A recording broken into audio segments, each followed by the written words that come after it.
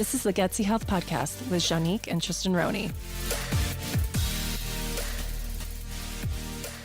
Welcome back to the Gutsy Health Podcast. Hi, everyone. We have a very special guest for you. I say this about every episode, but I am so excited to have Dr. Anna Cabeca on the podcast today. She is known as the girlfriend doctor. Is that correct?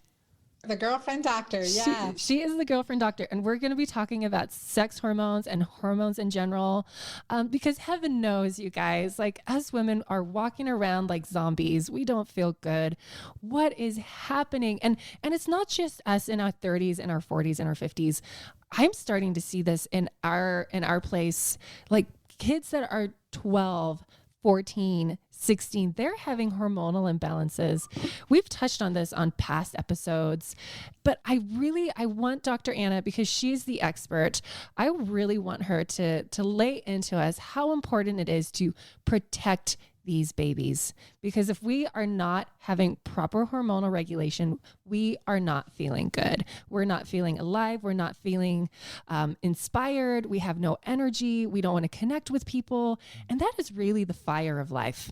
And so, Dr. Anna, welcome. Please introduce yourself. Tell everyone why you are just so amazing and why we're so lucky to have you here. Yeah, welcome, Dr. Anna. I'm so glad to be here with you guys. And I think you are amazing. So like just sharing this like virtual hug with you guys. I'm just happy to be here with you. And honestly, like hormones are these amazing molecules, energetic molecules. Like our bodies are energetic bodies, right? Mm-hmm. We're not just physical bodies, we're energetic bodies. So these are communicators for us. These help us feel and thrive and affect how we think and relate to people. Absolutely right. And so that's why it's really my passion to dig into this topic and to empower every listener with the ability to empower their own hormones naturally. And there's so much, like 99% of it is within our own control. Yeah. I like to at least claim 1 to 10% as the doctor, you know, I want to have some power somewhere at least. Yeah. So, but it's in our control. It's in our control. And so understanding how our hormones work is, you know, and just what we can do to really restore hormonal balance is powerful. And I know this because I'm a, board certified gynecologist. I'm triple boarded in integrative medicine and anti-aging and regenerative medicine as well. But I understand it because it's my mess, right? Mm-hmm. I have like hit in the past, I was in a deep dark hole. I was diagnosed with infertility at 39. Wow. Permanent irreversible infertility and early menopause. I was told I would never be able to have another child. And here I was, had helped hundreds of women get pregnant and had babies. And this diagnosis was just devastation upon devastation at this time in our lives. I have a quick question. It shocked me. So you were a gynecologist at the time when you were given this diagnosis. Were you into alternative holistic health as well? Or was that the spark that said, you know what, there's more to this? So I was already interested in functional medicine. I'd already been, to IFM since early on, one of the early adapters into bioidentical hormones since 1999. Mm-hmm. And because, for a few reasons, because my patients needed answers that I didn't have in my doctor's bag. And my family, one of my daughters, when she was 6, she would have been classified as ADHD. Mm-hmm. Well, a couple pills of Adderall and it changed her personality. I'm like, that's not, I don't feel good about that. There's something else. And, I serendipitously met another doctor who led me into the field of functional medicine. So amazing. That was early on for her. And then starting to integrate these concepts into practice. Because before medical school, I actually worked for the U.S. Navy as a clinical researcher and in the diving medicine department, hyperbaric medicine and exercise physiology. Very cool. So I had this background in this physiologic, this performance and physiology and how, number one, how stress can affect your body and how to recover, like what we do to recover. So that, I think really that research brain really helped me dig in, and functional medicine resonates the true way we want to practice medicine. Exactly. Here's what I love about Dr. Anna. She not only has the alternative side of it, which obviously we agree with and we think that's fantastic, but she also, being board certified, I don't know if people fully appreciate the work that goes into becoming a board certified doctor. You have to become a true deep expert on a topic in order to be board certified. And you are triple board certified. Is that right? So yeah, I know, it's crazy, honestly. So Dr. Anna, when she talks about this topic, she knows what she's talking about. She hasn't just read some blogs on the internet. She's gone in deep on both the conventional side in order to get board certified and now on the functional side. And that is absolutely astounding. That's a rarity. So what she has to say today is going to be so valuable. Exactly. Thank you. So can we just dive into it? Well, I wonder if we can talk a little bit about Dr. Anna's background in terms of her personal experience with this, because that's the kind of the third dimension of having all the expertise, knowing the functional side of it, but then also having lived it. Mm-hmm. Because from what we've been talking about before we started recording, you know a little bit about what it's like to be super stressed out and how that can affect your hormones. Is that fair to say? Oh, I do. We were talking about being a single mom in quarantine and a single mom working at home in quarantine. Yeah. So that in and of itself is stressful and can really relate to anyone who's experiencing that and trying to create this balance. And really, what I've learned in my long road, and so many more stories, that I can absolutely share. I mean, I consider myself, the test subject in so many ways, right? But I've always wondering, I think that's really important for our listeners too. Like, why am I feeling this way? What's causing me to react this way? What's different? What can I do? What's my one next right step that's really going to make a difference? And that's where the overwhelm can be released. And then we gain that power over our body, our physiology, our mind back in that way. So for me, really just understanding from being through my story, and Tristan, Jen, I don't know if you know this, but when in 2006 we lost our son in a tragic accident. He was only 18 months old, 18 months and 3 days. And that's when, I went from, just devastation, right? When I talked about devastation upon devastation, that how trauma, grief, and PTSD can affect our physiology. I went from nursing, breastfeeding this beautiful 18-month-old to never having another drop of milk. Wow. And, anyone who's breastfed knows that if you miss a feeding, your breasts are engorged. That never happened. And as I tried to understand how I went from there to completely infertile and menopause, and I never studied that. It's not written in our textbooks. I didn't understand. I know stress can create some havoc, but infertility and early menopause, like, this is new information. That was new information to me. And I said I was trained at one of the best institutions in the world, and I didn't miss much. I didn't miss many classes, so to speak. So, I tried to figure this out, and I had to understand what happened, what caused this to happen. Yeah. And thankfully I'd already found functional medicine. And then I was able to, after kind of a healing journey around the world, taking a year sabbatical, figure out really what was happening to my body, and really reversed those sentences. Essentially, when you get we are not our diagnosis. That's really important to understand. Yeah. We are not our diagnosis, to not identify with that. But from this, I was able to reverse that infertility, have a beautiful baby girl at age 41. Her name's Ava Marie. So she's the miracle baby that I had, and reversed menopause for well over another decade. I'm actually 54 now and not in menopause yet, because, a couple close ones, but then lo and behold, another period. What the heck's that about? Again, not well defined in the medical literature. Right. What do we call this? Well, you must be doing something right. Exactly. Then. That's fun. And I think it's really getting to those root causes, like we do in functional medicine, and it goes beyond, right? Beyond what we eat, but how we think, how we live, what we incorporate into our lives, and the self-care that we take, the self-care that we invest in ourselves can make a huge difference. Exactly. So, our listeners often hear us say that, you got to fix the gut, you got to fix the liver, and then you can like work on hormones. So I want to jump in and ask you, and I want to hear from you, what has gone wrong? Because so many people are walking around today with hormonal imbalances. Is it everything combined? Would you say it's that and then stress is just the kicker?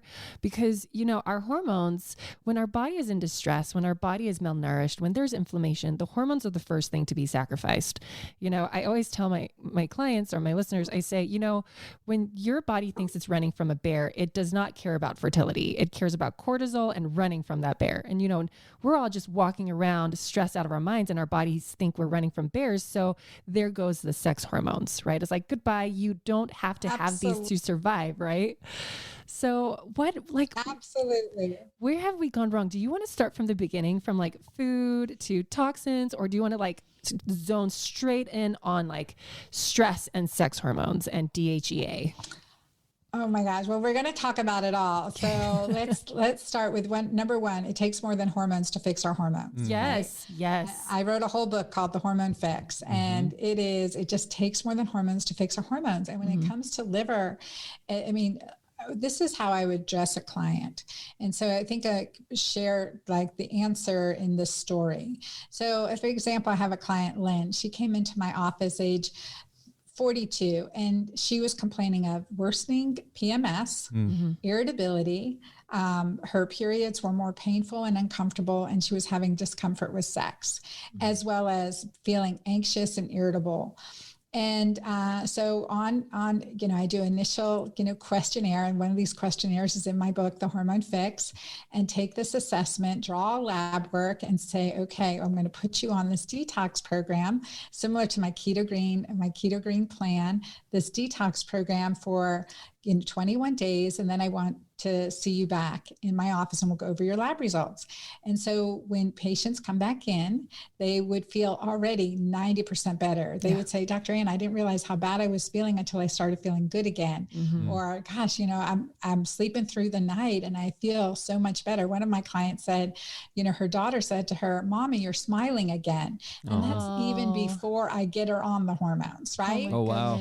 Powerful. Yes. And there's so much we can do, because what we do, you know, it's detox nutritionally and also lifestyle. And I'll add on detoxification support. So that's I have a combination, my Mighty Maca Plus. It's 30 superfoods combined to support detoxification, to support the gut. Nice. So that, and maybe even additional detoxification support, but just cleaning up the diet, you know, taking out the sugar, taking out the endocrine disruptors, the preservatives, the processed foods, eating organic.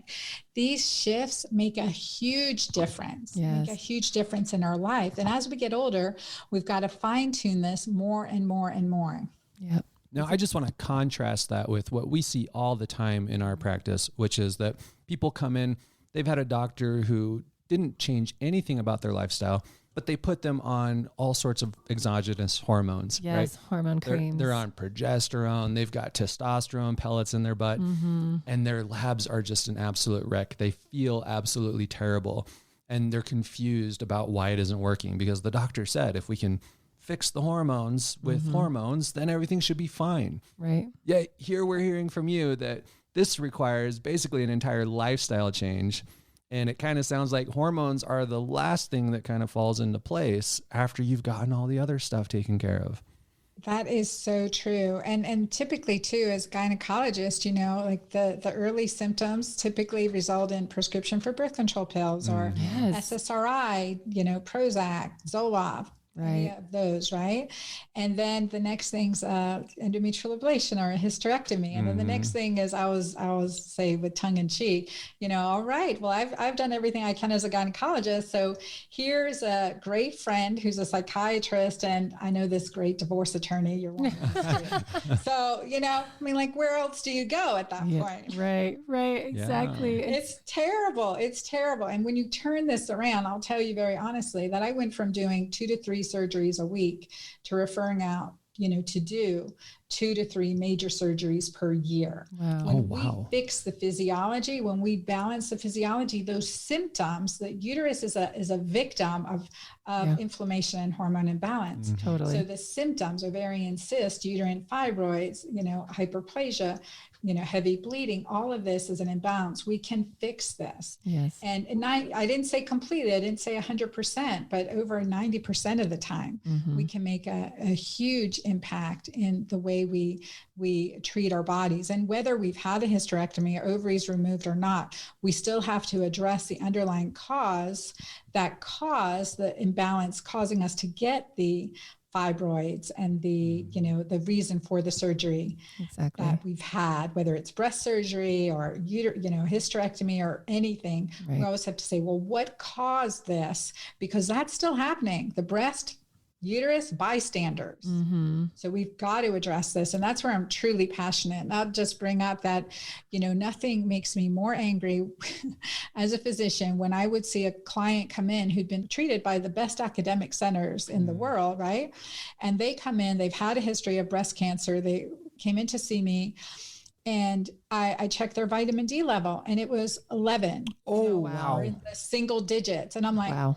You've had a mastectomy, you've been on chemotherapy, no one's addressed vitamin D. I mean, This goes back decades now, but hopefully that's not the case, but it's still the case. Mm-hmm. So these things, we know vitamin D matters. The higher the vitamin D, the lower your risk of breast cancer. Right. The higher your vitamin D, the lower risk of breast cancer recurrence. Right. And so that is, one of the things that, these are fine-tuning we can make preventatively, yes, let alone if we've had a diagnosis, to go ahead and still address the root causes and empower the body to strengthen your immunity and your resilience. Exactly. And in a lot of cases, it's such simple things too, like just getting more vitamin D. It's a breeze. There's no side effects. There's no real pain that goes along with it. It's easy, but it's being neglected in so much of the medical world. So true. So true. I think I'm going to have to spend some time outside in the sunshine today to boost up my vitamin D level as well. Right. Definitely. I would love to talk a little bit about, you've mentioned we got to fix liver. I love that you said, cutting out the organs, that's like pulling out the light bulb on the car that is the check engine light and never checking the engine, right? Well, that inflammation is going to go somewhere else. You're removing that bulb, but the engine is still broken, right? Like let's take a look at everything.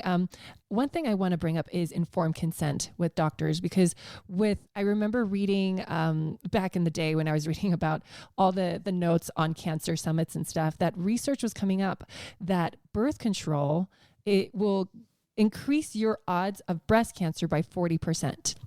And I'm like, why are doctors not telling us this? And this was research done like 5 years ago now, because I read this 4 years ago. And I'm like, where's the informed consent? When we are putting 12-year-olds in birth control, 13-year-olds in birth control, 20-year-olds in birth control, right? Like I'm pretty sure if a mom heard those statistics from their physician, they'd be like, oh, hold the phone. Wait a second. Like I want to explore other options. Why are doctors not empowering us about our bodies and our hormones? Why do we just think these hormones are just, we can just mess with them willy-nilly and not have any repercussions of that?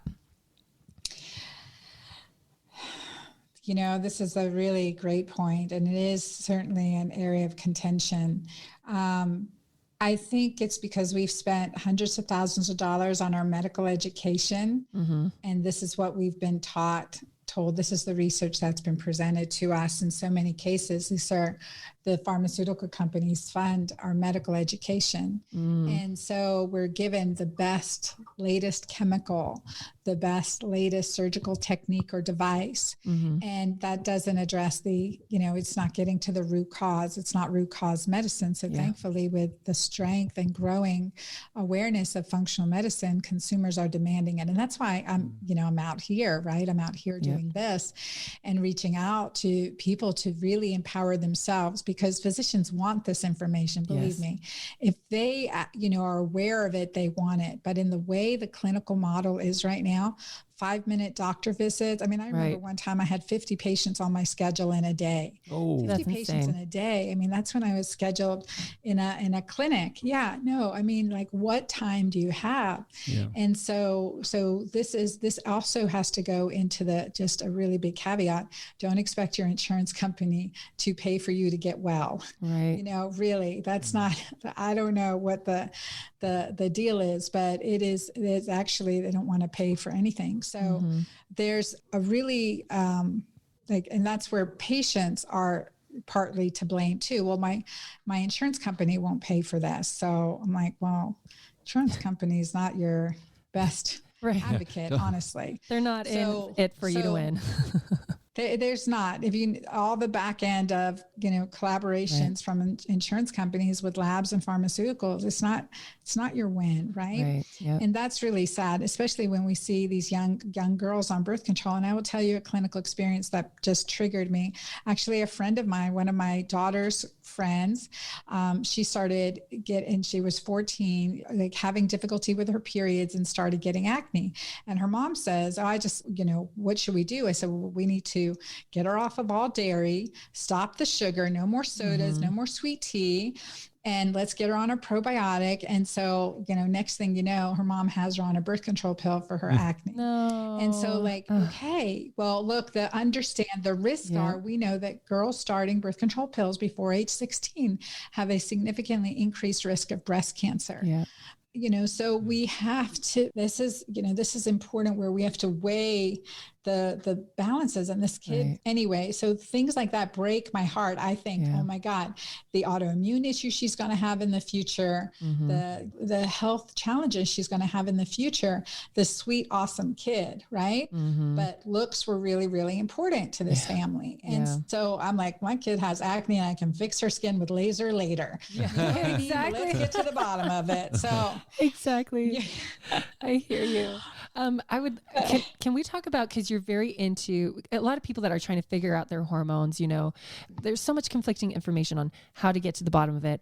I think most people that are listening understand, you got to cut out the sugar, you got to cut out the inflammatory foods. You're very pro keto. Can you teach us a little bit more about your philosophy and why you're pro keto, and what is your keto approach? Because I think you call it green keto. Is that correct? Or keto green? Keto green. Yeah. So can you explain to listeners why you love keto, what is keto green, and how it helps with hormones? Yes. Really, it is. It should be like the standard go-to plan. Now, big thing is I love keto because you really do break up with sugar when you go keto, and we need fats for healthy hormones. Yes, we do. Yes. Preach, please. Because I keep telling people this.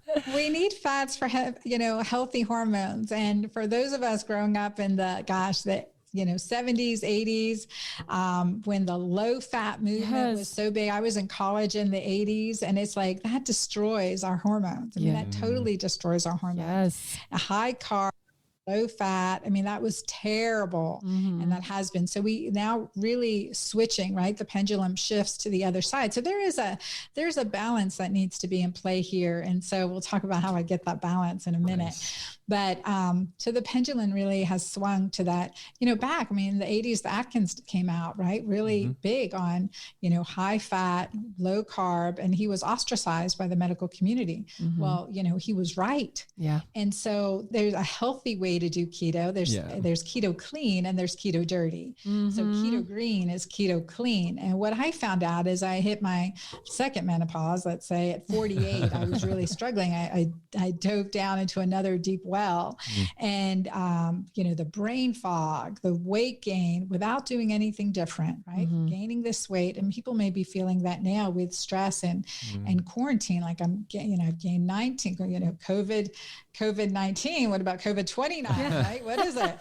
It's like, it's a lot. And it's like, we're really not doing that much different, right? And it's true. Stress is a significant contributor to weight gain and everything else, inflammation, autoimmune disease, elevated blood sugars, and that goes on. So getting into ketosis really helps us control our insulin. Mm-hmm. And so that's the secret of getting into ketosis, is becoming insulin sensitive. Mm-hmm. That's really important as we go into this. And ketones as brain fuel, it's like jet fuel. Amazing. Versus glucose, it's like gasoline. Mm-hmm. So what we want to get to the state where we're using ketones for fuel the majority of the time. Like I'm getting ready for, a talk this weekend. I want to get in high ketones. So I'm really clear, can answer questions really clear and all that stuff, because as we age and estrogen diminishes, the ability for our brains to use glucose as fuel, or gluconeogenesis in the brain, is estrogen dependent or hormone dependent. I really believe progesterone plays a big role in this too. So our brain becomes starved for fuel. And what we see is it's 35 to 55, this window of significant. And what do we see clinically? Anxiety, relationship issues, decrease in sexual desire, depression, insomnia, all these neurologic symptoms. Yes. And people are experiencing this now too, just from the added stress, also depleting our neuroprotective hormone progesterone and our reproductive hormones, estrogen and testosterone. So this is showing up in younger and younger people, but it's being amplified in those of us already in this neuroendocrine vulnerable time period. That is fascinating. So you think as early as like 20s, we should be aiming for like ketosis, or like 24/7 ketosis, or like 5 days on, 2 days off? Like, what are your thoughts around that? I would say it really, depends on what health you're in right now, and how your activity level and everything is. So in working with clients, and I'll give an example of one client I have, 24 years old, was actually, 184 pounds, struggling at 5'8", and completely did switch to Keto-Green plan, Keto-Green living. So at 24, she's now down to 134 pounds, fit. Her skin cleared up from cystic bullous acne to having, pretty clear skin and very few outbreaks. And she knows, like, oh man, I had that cheese sandwich. I'm like, oh, now I've got, acne outbreak. Yeah. So really quick, she's figuring that out. So she has a tendency to go down the route of obesity and like the polycystic ovary syndrome. Yeah. Right. Exactly that. Yes. But in this way of living with the intermittent fasting and the Keto-Greens, just really conscientious about healthy fats, healthy protein, high quality protein, and good herbs, and for antioxidants, and to make and greens to make a difference, and to help her support her body, her gut microbiome, made a huge difference. And it runs the gamut. I really believe it's important to play with this, as especially to optimize your health as a young adult, but definitely in the perimenopause, menopausal time period, it's mandatory so that we have clarity and we reduce our risk for what we call type 3 diabetes, Alzheimer's, or dementia.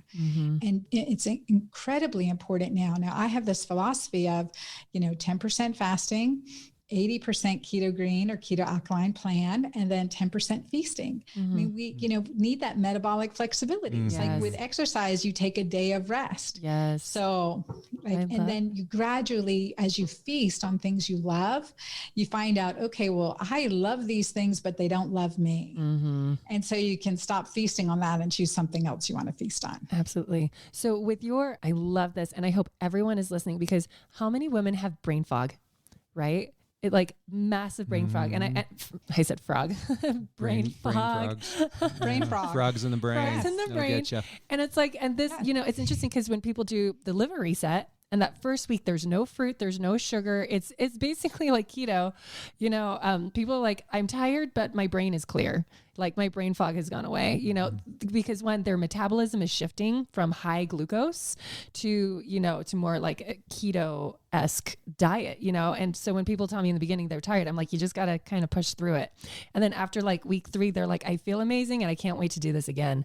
Right? My brain is clear. My body has energy, all of this stuff. But it does tie in together. And I'm curious about your Keto-Green or green keto. Do you have Keto-Green? Thank you. I'm sorry. That's my brain fog right there. I always blame it on my children. I'm like, no, it's probably because I'm still eating too many carbs. But with the keto that you endorse, do you have them count their carbs from vegetables and leafy greens, or are you like, you know what, just go to town with your leafy greens and your non-root vegetables, because root vegetables are very starchy.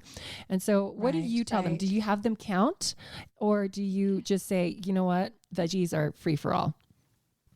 So this is a really good distinction.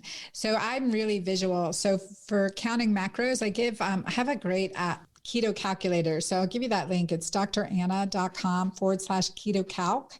And your clients can take that and kind of see where your macros are with that, but also the visuals. I'm visual. So I want to look at the plate. So in Keto-Green 16, my second book, I have a lot of images in there to show you, okay, this is what a Keto-Green plate looks like. Now, the key thing is testing, not guessing. So checking urine pH and ketones is the way I start clients. You know, you can definitely do blood ketones, but getting started, start with just checking urine pH and ketones. And then you can really see what's working, what's not working. I say go pretty strict initially. And, you know, always say first focus on getting a urine pH at 7.5, 8 when you wake up in the morning. It'll fluctuate with stress and dehydration and exercise and all that stuff. But, you know, getting that urine pH up is really important. And then getting into ketosis, and then find out how much can I have before I get kicked out of ketosis. And why I emphasize testing so much, I lectured at a large keto conference, KetoCon, one of the best in the country. And I asked everyone, I said, you know, how many of you are doing keto? Like everyone raises their hand, of course. Right? I'm at KetoCon. And then I said, well, how many of you have tested your ketones? And less than 10% of the room raised their hand. No kidding. Yeah. So wow. Yes. Yeah. And it's so important to test, not guess. And for me, I like it. I like testing. I think it was an eye-opening effect for me when I started checking my urine pH and checking my ketones, and then getting that combination of getting an alkaline urine pH with ketones. It's like red and green on the urine test strips, the keto pH urine test strips. And it's like Christmas. I mean, you've got enlightenment. It feels great. You're like, oh my gosh, I did it. Yeah. But then you can play, okay, how do I stay here? What kicks me out? Like how many glasses of wine, for instance? Okay. You can have so many glasses of low carb wine, but you know, when you're halfway through the bottle, you're not in ketosis anymore. I have tried. As hard as you want to be, it's not going to happen. So I love that you're like, it's not a one size fits all. It's like, you just got to test and you got to get the data and you got to figure it out individually. Because there are clients where, you know, I have actually, they eat so clean, and I've counseled them and I said, listen, you need to do some research of maybe like fasting like 2 days a week to get into ketosis and then stay there. Yes. You know, because like their diet is cleaner than mine and they're still putting on weight and they're still exhausted. And I'm like, you know, that's classic insulin resistance. You just got to take it to the next level. Like, unfortunately, you just have to get more and more and more strict. Some people, they just think about getting into ketosis and they're in ketosis, right? Like it's all about bio-individuality and doing that in order to help heal our hormones. Now, people that have more wacky sex hormones, they're probably going to have a harder time getting into ketosis is my guess. Yeah. And higher stress hormones. I mean, because that raises glucose. So another thing just in biohacking, and I write about this in my book, Keto-Green 16. We'll put all of your links in the thing, you guys. Show notes, in the show notes, so that they can all get access. Like they'll order your book and your calculator. So thank you for mentioning that. And I'll make sure that those are in the notes. Go ahead. Thank you. So the continuous glucose monitor, you can put that in your arm and it just monitors for 14 days. The Freestyle Libre is the one that I use. And there's other brands out there, but it's fabulous. You guys got to do that because it is so fun. I was just pointing to Tristan. I'm like, we got to do this. So I'm one of those people where my stress levels have more effect on my blood sugar than my food. I can eat perfectly. And if I'm stressed, my blood sugar's over 100. So Juanique's been... Me too. And that's...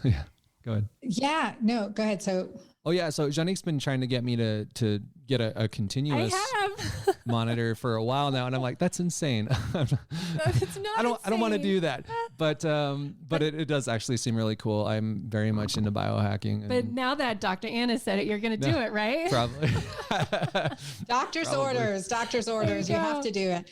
But I tell you, for me too, and I tell you why, because sometimes it's the fragile adrenals. Yeah. I think it's really, there's that fragile adrenals. She's pointing at me got to be part of it. Yeah, right? It's so true. And I was lecturing on stage. I had the continuous glucose mantra on, and I get very nervous when I go speak. And so I fast before, I just can't eat. And so I was fasting, got on stage, lectured. My blood sugar was up to 150. It's only at 70. 80. Where did it come from? Where's that sugar hiding, right? Oh, dang liver. It's like, what?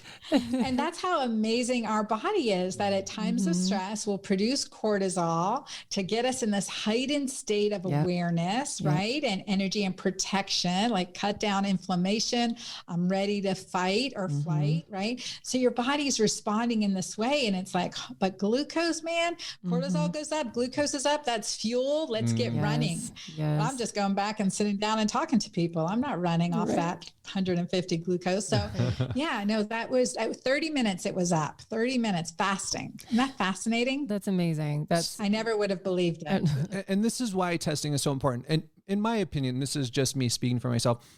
Almost doing keto is one of the worst things I think a person can do, because you start increasing your fat intake, but you still have too much blood sugar in your system. And that results in this terrible combination where your blood sugar is high, your fat stores are filled, and then your body's like, well, I guess we're just sending all this to long-term storage, right? And then you start putting on weight, which brings all the other hormone issues, and it's just a downhill swing. So if you're going to do it, you might as well go the extra step, which is not a difficult step, and start testing yourself. Just get those strips. They're not very expensive. They're really easy. You don't even have to start poking yourself. But you can make sure that you're doing it right. And that means that you will make sure you're getting good results from it. Exactly. So I want to, because I know we keep talking about stress and insulin and sugars and blood glucose and all of that. What it all comes down to, a lot of people don't even know what adrenals are. So I quickly want to before, because I know to us, we're like, oh, let's just get technical. Adrenals, you guys, they're these organs that they're not organs. They're what are they? They're glands. They're glands. Thank you. They're glands that pump out our stress hormone and DHEA and other hormones too, like aldosterone and whatnot. But the big ones is the cortisol, which is the stress hormone, which we've been talking about, and DHEA, which is the backbone and the precursor to sex hormones. That's why we keep going back to the adrenals, back to the stress, because when you're stressed, it's going to hijack that DHEA to make cortisol. And now you have less DHEA juice to make sex hormones. And so what I want to ask you now, because we know that going into ketosis helps with, blood glucose and cortisol and helps balance hormones. But can we talk about why our why are our adrenals not producing DHEA? Because that's the kicker right there. I see when we're counseling people and looking at their blood chem analyses, almost everyone's DHEA is in the toilet. And doctors will look at that and they're like, you're fine. And I'm like, this is at 45. It's over 15. We're good. It's over 50. And I'm like, no, we want it at 250 at least, And so what is happening? Is it the combination of the insulin resistance, the blood glucose, the stress, liver function, that? Because I prefer to treat adrenals and figure out the DHEA before supplementing with DHEA, before going to sex hormones, right? So what is happening? Is it everything in combination and we all just need to go into ketosis? What would you want to educate people on this topic? Yeah. So the adrenals is a big reactor to stress. And this is where pH is really important because, when we're stressed, we're producing cortisol. Cortisol is the most acidifying hormone in our body. I didn't know that. Acidic pH, even if we're completely vegan, vegetarian. On contrast, oxytocin is the most alkalinizing hormone in our body. That's cool. our peace. That's where we have the peace that surpasses all understanding. I like get that. Into the state that no matter what's going on in the world, we have this peace and then we're centered, and I found it interesting because I went to many war-torn areas and, looked at how the cultures were. And the things that were really important were like laughter, family dinners, celebrating birthdays, anniversaries, engagements. I mean, big celebrations. And all of that increases oxytocin and decreases cortisol. So in cultures, the antidote to stress and trauma is oxytocin. It's these lifestyle behaviors that increase connection, love, and that is the antidote to stress, to high cortisol. And so they can be happy despite being in a war-torn area, culture, under the threats of this, this continuously, because they're celebrating life and in the moment. And that's really, really, for me, that was so eye-opening. And lo and behold, as I was in my own discovery process and I started keto, I was very acidic and I didn't feel good. So that's where the alkalinizing or the green component came in. I checked my urine pH and I was as acidic as the pH paper would read. Oh no. I think a pH paper read 5, and I'm sure I was even lower. Wow. And when your urine pH is acidic, we know that we are sacrificing bones, muscles, collagen, et cetera, to help our body balance and stay in homeostasis. And so, and we know the higher our urine pH is, the lower risk for diabetes, cancer, inflammatory conditions, et cetera, is. It's really an osteoporosis, right? So, bone health is really important. When we're acidic, we're going to leach calcium from bone as a buffer. Yeah. And that's where we get osteoporosis and osteopenia in 30-year-olds, right? So with that, checking the urine pH really was eye-opening for me. So I added in these greens, but what I noticed is those mornings I would go for a walk in nature or do my gratitude journaling, I was more alkaline all day. Wow. And for me, it was like, wow, why is that? That's why it's not just about what we eat. It's about how we live, how we think, who we're eating with, right? Exactly. All of when we eat, all of those things really weigh into empowering our physiology and empowering our adrenal glands. So calming down, creating that peace despite all understanding, moving away from fear, which is interesting because in this, pandemic time, there's a lot of fear and worry and concern, and justifiably so, but we can disconnect from that. It's really important because fear is held in the adrenal glands, the kidneys and the adrenal glands, according to a few different, traditional cultures and philosophies. The energy of the kidneys holds fear, the liver holds anger or hate, the pancreas holds guilt. And so our energetic areas of the body can manifest disease in certain ways. Our breast hold relationships. So I would ask when a client comes in with a problem like adrenals or breast, like what's the energy around that despite the physiology? So what's the fear that we're holding on to and where can we let that go? Amazing. And address the antidotes to that fear. So supporting our body with adaptogenic herbs. So that's why maca is one of my favorites, and vitamin C and other antioxidants and anti-inflammatories come into play to support our adrenal glands. But the lifestyle hacks, the mindset has to be part of that. And beforehand, we were talking, I'm in a retreat center right now, an Ignatian retreat, just to have 3 days of silence before my really big event that I have coming up, and to get that peace despite everything else that's going on, to really become centered and calm down my adrenals and to nourish, take that self-care time. That's critically important, I know, for me. That's such a good point, because sometimes we can be so cerebral about our hormones. It's like, well, what is wrong with my nutrition? What's wrong with my liver? What can I do about my adrenals? And really what it comes down to is, like you said, gratitude, walking outside, connecting with the people you love. And I know there's a lot of stay-at-home moms that listen to this podcast, and when you have 6 kids running around, that can be really, really hard.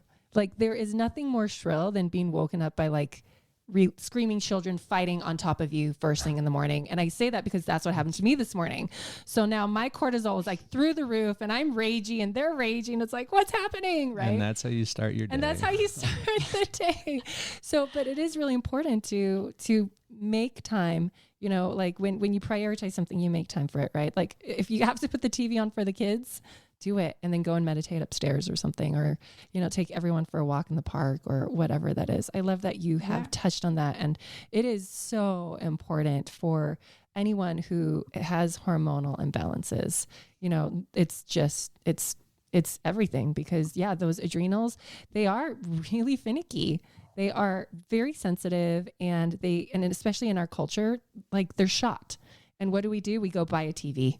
We go buy a new car, and we don't center ourselves. And we're like, okay, what's the real problem here? Because the car isn't going to make up for the fear or the anxiety or anything like that. So thank you for sharing that. And that shopping, just that shopping behavior, or, you know, like self-medicating, that's like for an oxytocin dopamine hit. Yes. Yeah. Right. Yes. That's a self-medicating. So it's better to make love, have laughter, you know, have friends over, you know, play with a pet. Exactly. Those are healthier oxytocin, less expensive oxytocin hits coming from the woman who just moved to Dallas, bought 3 horses and a horse trailer. But anyway, but so awesome. But you're buying the experience right there. You're going to be doing some horseback riding probably. Yes. And I love, by the way, amazing stuff here. I love that you walk the walk. The fact that you're at a retreat right now, actually doing it. I know you run a massive business. You have a million things that you could be doing and a million excuses to be busy all the time. Yet you understand the importance of taking this time for yourself and kind of re-energizing yourself. Yeah. And you're willing to do it. And if you, with all of the stuff you have going on, can find the time, find a way to make that happen, then certainly the rest of us can find 10 minutes at the beginning of our day to do our own self-connection or connection with somebody else and recharge ourselves, right? Exactly. So true. So true. And I think that goes to when you talked about waking up in the morning, getting started with kids. You know, I've been a single mom for a decade. And so I was thinking the other day, my daughter, even though my youngest, she's 12, and she crawled into bed with me at the middle of the night. She had had a bad dream. And so it's like, you know, and that's one thing where we can teach them, you know, okay, just focus on what you love, you know, or saying a prayer or doing a meditation to get out of that stress, that anxious physiology. We want that for our children. We have to do it for ourselves too. So I created a habit in the morning, even before I open my eyes and get out of bed. I say, well, where did I see love yesterday? You know, where did I see love? Where did I feel loved? Or where was I loving yesterday? And, you know, where did I laugh, or where could I have laughed at myself more, you know? And that's kind of fun. Just think, oh man, I could have just laughed that off, you know? And that's just, those 3 questions are really powerful for me, a powerful practice. So no matter how busy, just establishing that day. And this goes back down to physiology. When we get up, because again, wearing that continuous glucose monitor was very illuminating. When we get up, you know, feet to the ground, grabbing that cup of coffee, I don't care, there's 0 calories in it, but that type of morning raises my blood sugar 20 to 30 points. Wow. So, you know, I'll go from 70 to 80 to not, you know, 90 to 100, 110, fasting just from, you know, morning and adding in some caffeine. That was one of the things that helped me break my coffee habit, recognizing that, you know, it just doesn't serve me at that time of day. Now, after a meal, I can have some coffee. There you go. You know, exactly. I can put that little espresso in at the end of a meal, and I can be okay. So I'll have my water in the morning instead, or, you know, I think those are just, those little shifts really support our adrenal glands, which are being sacrificed at this time of stress. And add in this time period where, again, progesterone's already 35 to 55 for those of us women, 35 to 55, and progesterone levels are already going down. Cortisol, you know, is derived from progesterone. So we're going to run to make cortisol. And so progesterone gets lower. So we get the gynecologic symptoms going on. And as a result too, DHEA isn't made as much. And so as we incorporate these behaviors, and nothing beats, you know, like I have done all type of adrenal protocols, but nothing beats getting in this keto-green state, really addressing cortisol and empowering oxytocin, getting that urinary pH alkaline, adding in some adaptogenic herbs and, you know, extra vitamin C. That combination is really powerful for supporting our adrenal glands. I used to be in the 30s with my DHEA. Now it's easily, you know, I try to range 100 to 200 for women my age, and for men to around 300, 250 to 300. And, but, you know, it was at one point, you know, in the low 30s. So So you have books and you have products out, and we were just talking about your maca before, and I didn't realize you had these incredible products that I actually want to bring into our little setup in Provo Health. Can you educate everyone about your products, where they can get them? Can they get them online, or do they have to get them through like a clinician or something like that? You can definitely get them online, and we'll send some links for some of my products to you too. So for trials, we have a free trial for my Mighty Maca Plus, which is 30 superfoods combined into this powerful, tasty, good drink. And my Julva, which is my anti-aging cream for the vulva, which is like magic. It's just amazing. So we have a free trial for that. We'll give you a link for. Awesome. And just amazing stuff. So my website's dranna.com, really easy, DRANNA.com. And they're available on Amazon too. Nice. Awesome. And people that would benefit from that are people trying to heal their hormones. Who would benefit from the cream? Women that have like low estrogen, low testosterone, or would everyone benefit from that? So if you're feeling any vaginal dryness, decrease of pleasure with intercourse, urinary infections, incontinence, or leaky bladder, what we want to do is address that right away. So we address that topically with the Julva, just, applying it. I always say clitoris to anus, apply it on the most valuable real estate in your on your body, and address that daily. And then also pelvic floor exercises, always focusing on the pelvic floor. So that combination is really, really powerful. So, it's been life-changing. Can see the thousands of testimonials on my website for Julva. I love it. That is so great. And there are no hormones in that whatsoever. Is that correct? There's DHEA, which is a pro hormone. Yes. So DHEA. And you can get that over the counter anyways, stem cells. But it's what stem cells? No prescription needed. Plant stem cells from the alpine rose. This alpine rose is this beautiful rose that blossoms in the Swiss Alps amidst harsh conditions of the rocky terrain and the icy cold weather. And it blossoms. And for me, that is just a visual representation of femininity, especially as we get older, right? We can blossom despite the harsh conditions around us. And those stem cells are really like magic too. That's amazing. So it has the DHEA in there, you guys. So again, you can get it over the counter. Oh my gosh, I'm looking at the ingredients right now and it's amazing. Our regular listeners know how picky we are about products. We don't recommend very many because there's usually something in there that we're like, oh, I can't support that. We love these products. The Rejulva, the Mighty Maca, they're both incredible. We can 1000% endorse these products based on what's in them. And that is fantastic. Yep. I'm really excited to get my hands on it because we were talking right before the podcast. I'm like, what? You have these things? Like, I got to try this because I already have like 10 clients off the top of my head where I'm like, oh, they could benefit from this and they could benefit from this. And so you guys go to dranna.com, Cabeca. Well, dranna.com will redirect you there. Yeah. Okay, perfect. And you can get your hands on this too because it's really good stuff, you guys. And she's the real deal. One last question I have. What are your thoughts on like hormone creams and hormone pellets? And like you hinted before, like that's not where we should go first, but is there a time and a place to use artificial hormone creams and all that jazz? Well, bioidentical hormone creams, yes. Okay. There is a time and a place. And what you mentioned earlier, when we were talking, Tristan, you said that your clients coming in and they're on these creams and they haven't been addressed their nutritional status or anything else. And that is so true. And oftentimes if our gut's unhealthy, we won't absorb those hormones really well. Exactly. Like I was found when using topicals, I learned this early on, that my non-responders had tremendous gut issues. So I'm like, heal the gut, of course.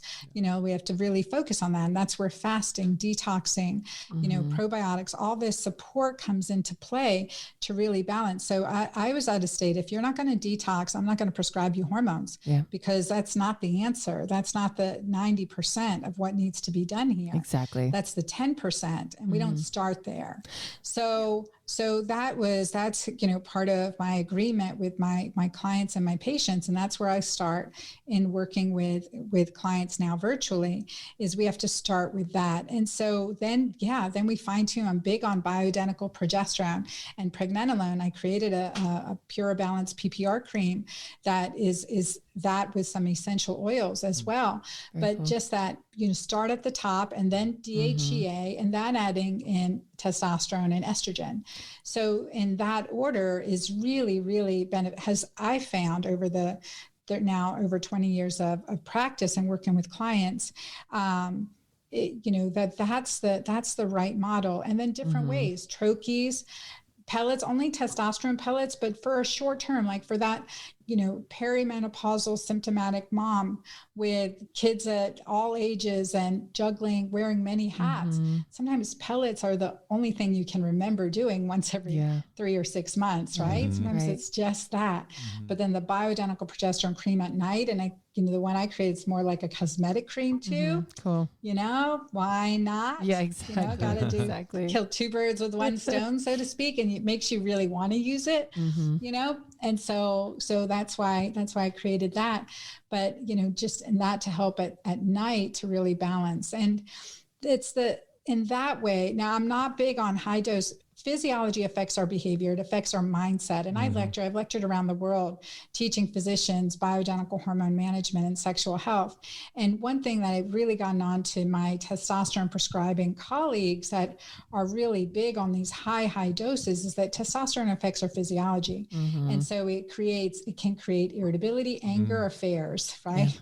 Yeah. We don't want any of that. It creates mindset, physiology affecting our behavior that isn't innate to us necessarily. And I had a patient, I treated his wife first, and then she brought him along to see me and gave him testosterone injections. I don't like men to have testosterone creams or gel because they transfer onto their wife or their kids. And so again, first address the issues. Why is testosterone low to begin with?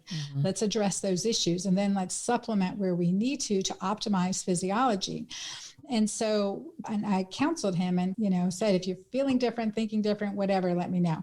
He called me back in about 6 weeks, about 2 months later. And he said, Dr. Anna, I think my testosterone's too high. I said, well, what's going on? He goes, I'm thinking thoughts about another woman that I have no business thinking, nor do I want to be. And I said, well, let's definitely stop your testosterone. Let's check your hormones, because that is a consequence. It's a side effect. Guys don't realize it. Women don't realize it, but it's so true.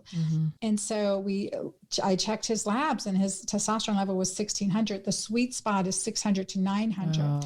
And it really depends. So it was really, really high. And he'd actually been misreading the needle, the syringe, and was injecting more than what we had started with, which is fine. We just quickly, but he knew it's like, hey, this isn't me. Yeah. What's going on? And others, I asked some clients with anti-aging clinics, what's your divorce rate? One of the leading anti-aging physicians said it's really, really high. Wow. And I said, have you thought about this? I guess you're probably right. Oh my gosh. And and that's why, I'm so passionate about getting Julva out, because there are solutions for men, but there weren't any natural, reasonable solutions for women. And physicians just, as of yet, aren't comfortable prescribing or compounding testosterone and estrogen and progesterone and DHEA for women. So this is an option to go, and then also working with a physician that is comfortable doing that in physiologic, healthy, balancing doses. There's that sweet spot. Too much, not good. Too little, not good. So we want to get that sweet spot. And then there's times where I completely take a, hormone holiday. Like you take time off, vitamin holiday, you take a fasting of all these things, and to clear out your body, clear out your system to, to reset, so to speak. And that's really important piece of it. So I want everyone to, just listening, if you ever see anything to protect compounding pharmacy and can protect bioidentical hormones, do it, because there's a lot of pushback from pharmaceuticals. But the truth is the natural bioidentical hormones are better than any prescription. Absolutely. And again, you just have to use it in the right amount. So can you clarify, because bioidentical hormone therapy is a buzzword for a lot of people, and they're like, well, I'm doing that. And then they're slapping on non-bioidentical. What's the difference between what their doctor is giving them and what you're talking about? And how can they tell the difference? Yeah, there are bioidentical hormones, like estradiol is one of the bioidentical hormones. It's now available in patches and has some creams and sprays that are estradiol. So there are in vaginal vaginal estradiol is another one. So that's E2. That's one of the estrogens we use. Mostly we use in compounding, we'll use the E2 and estriol, which is E3 combination, or just straight E2. So that's bioidentical. Progesterone is progesterone, not progestins. And often it's synthetic progestins that people are being given. So from like Premarin, Provera. Premarin is pregnant mare's urine. That is over 30, estrogens in that, in that pill. And that's conjugated equine estrogen is what it is. Yeah. And Provera is a synthetic progestin that we do know that can increase risk of breast cancer and adverse cardiovascular effects. And so we see the synthetic progestins that aren't healthy. We have options to use bioidentical and to use progesterone.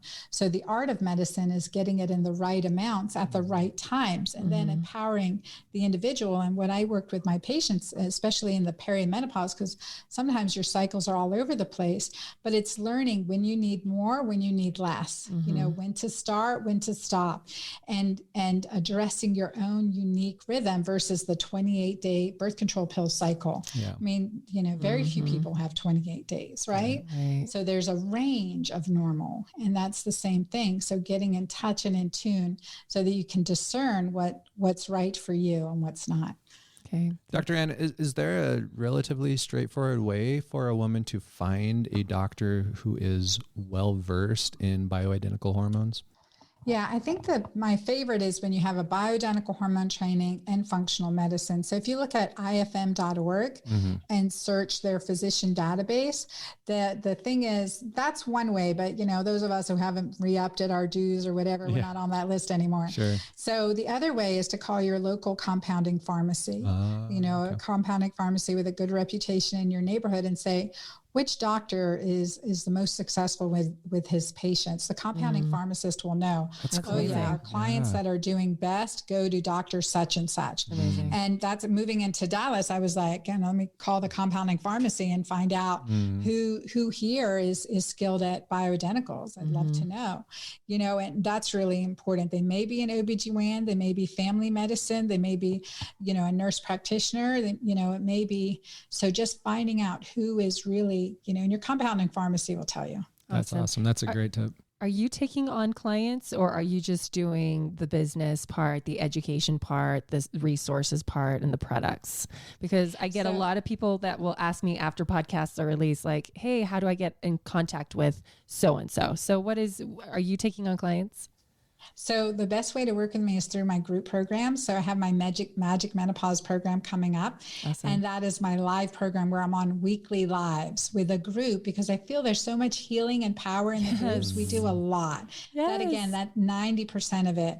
And that 10% tweaking, I don't do that anymore right now, not while I'm on the road with my young rodeoer in Texas, but eventually I will open up. So for people to stay on my list, I will open up for some retreats also, to do like a 3-day retreat with me. Cool. But in general, I think that's, again, working with someone local so that you can fine tune your hormones. And I want to touch base on your membership thing, because with our membership too, I tell people, because I'm coming out of our clinic and I'm not going to see clients anymore, but that group setting, you guys, learning from other people's questions and their health histories and their health issues, you will learn so much more about your body. I actually do live Zoom calls with my members every week where they can come and ask questions, and we do like a quick little lecture on a certain topic. And so with Dr. Anna's, like, if you need help with hormones, do not undervalue her membership, because you will get so much value from learning in a group setting.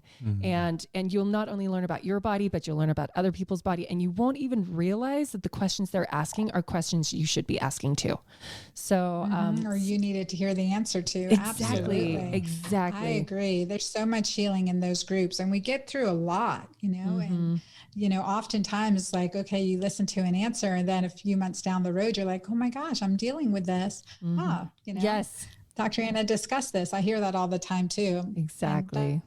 Now, I think it's so powerful. Even if you're not heading into menopause and that's not a thing for you, there's also a sexual CPR program as well. Is that correct? Yes. And I imagine that could be appealing to a lot of people. And it is 100% money back guarantee. And I'm telling you, it is a stellar program. We've had zero refunds on this program. There you go. It is a very holistic guide to really embracing our own sexual energy. And it's great for couples to take together, women to take by themselves, whether you're in a relationship or you're not. Mm-hmm. It is honestly, it is my hallmark program. It's really a beautiful program. I love that. And I'm just reading right here. It says, if you are between ages 35 and 65 years old and want to experience greater sexual pleasure and deeper intimacy with your partner. So if you're like, no, that probably doesn't suit me. And that you're like, oh, I'm within that age range. And yes, I want that too. Then do this program. It's so affordable as well. I mean, you buy 4 products and you've paid for this program. So exactly. Mm-hmm. So Dr. Anna, thank you so much. We are going to put all the links that we spoke about today in the notes. So you guys check out the notes, check out her programs, check out her products.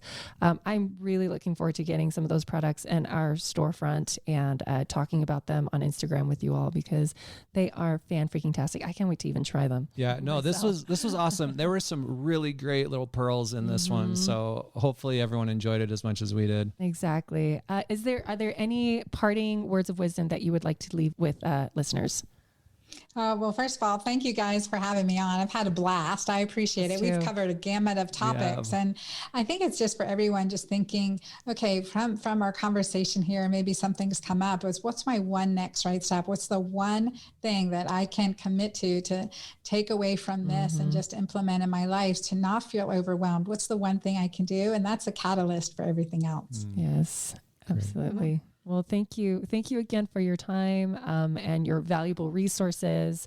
I can't wait to get us both wearing like glucose monitors and like doing more pee strips. Yes, we will. Okay, a trick with the glucose monitors, get the glucose monitor, but you don't have to buy the monitor. If you have a smartphone with an NFC reader, you can just hold it up to the monitor and it reads your blood glucose. So don't spend the extra $80. So for a whole month, 2 monitors, each one's 2 weeks. I mean, it shouldn't cost you more than, I think like $40 or $40 each or $80 per month. Nothing. Like that. So worth it. Do you have to go through a physician to get those?